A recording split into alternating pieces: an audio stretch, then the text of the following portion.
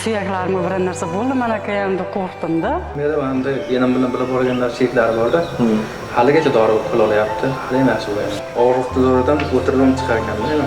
Yurolmayotgan odam ya o'ylaydi, men chinman o'zim yurayapmanmi? Oyog'im og'rimagan chinmanmi deyman-da. Boshi shu oyog'im tavan og'rirdi birinchi. Tavanim og'rirdi. Og'rib, keyin bir-ikki oylardan keyin shu ucham og'rib boshladi-da. Keyin uchamga qadalib yurolmayverdim. Keyin MRT qildirib keldim. MRT qildirib keldim, 5 bilan 6 girija chiqdi. Keyin girijaga ukol dori oldim, ta'sir qilmadi. Qancha ukol oldingiz? 3 million 4 millionlik osma ukol oldim. Men shu 3 yillar og'riq bu yerda, 3 yildan keyin lechini oldim.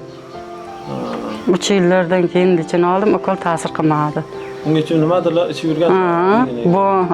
Bonnalar ishtamam. Ta'sir qilmadi. Ukol dorilar ham oldim, ta'sir qilmadi. Oxirgi organni oldim, shundan ta'sir qilib yaxshi bo'ldi. Shu dini sho'rchiga bordim. Bir vrachga ko'rindim. Eshimov degan vrachga ko'rindik. Og'riqni zo'ridan o'tirib chiqar ekanda yana. Suyaklarimga bir narsa bo'ldi, men aka endi qo'rqdim-da. Men oyog'im hamcha og'riydi ekan deb. Keyin singlim aytib o'tishkunga tushmang dedi, shu organda bir menga kiring dedi. Qora ukol doriga dedi, pul ketkazmang shu organda oling dedi. Shundan yaxshi bo'lasiz dedi. Men aytganim qiling dedi.